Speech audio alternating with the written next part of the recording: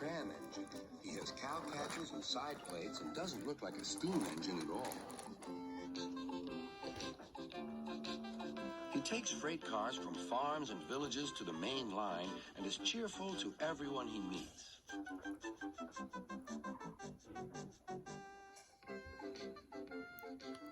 He has a coach called Henrietta who has seen better days.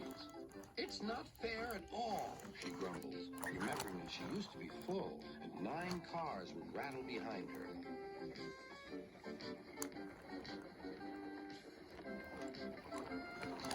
Now there are only 3 or 4, for the farms and factories send their goods mostly by truck. Toby is always careful. The cars, buses, and trucks often have accidents. Toby hasn't had an accident for years, but the buses are crowded and Henrietta is empty.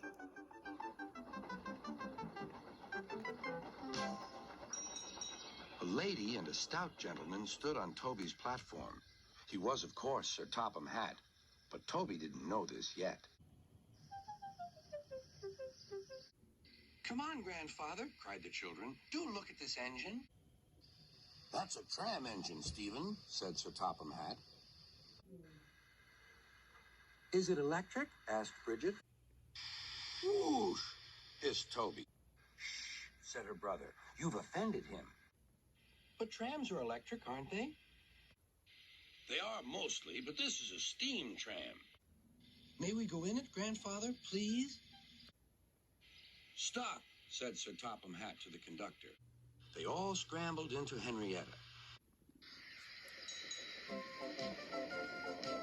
"Hip, hip, hooray," chanted Henrietta, but Toby didn't sing.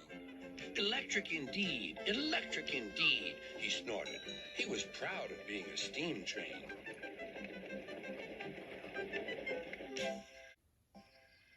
"What is your name?" asked Sir Topham Hatt. "Toby, sir." "Thank you, Toby, for a very nice ride." "Thank you, sir," said Toby. He felt better now. This gentleman, he thought, is a gentleman who knows how to speak to engines. On the last day of all, the driver invited them into his cab. All were sorry when they had to go away. And Sir Topham Hatt and his family thanked everyone. "Come again soon," replied Toby. We will, called the children. And they waved till Toby was out of sight. "Our last day, Toby," said his driver one morning. "The manager says we must close tomorrow." That day, everyone wanted the chance of a last ride. The passengers joked and sang, but Toby and his driver wished they wouldn't.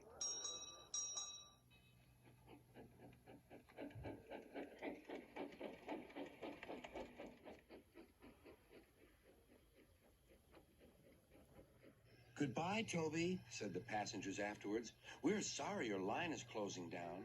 "So am I," said Toby. Nobody wants me, Toby thought, and went unhappily to sleep. Next morning, the shed was flung open, and old Toby woke with a start to see his driver waving a piece of paper at him.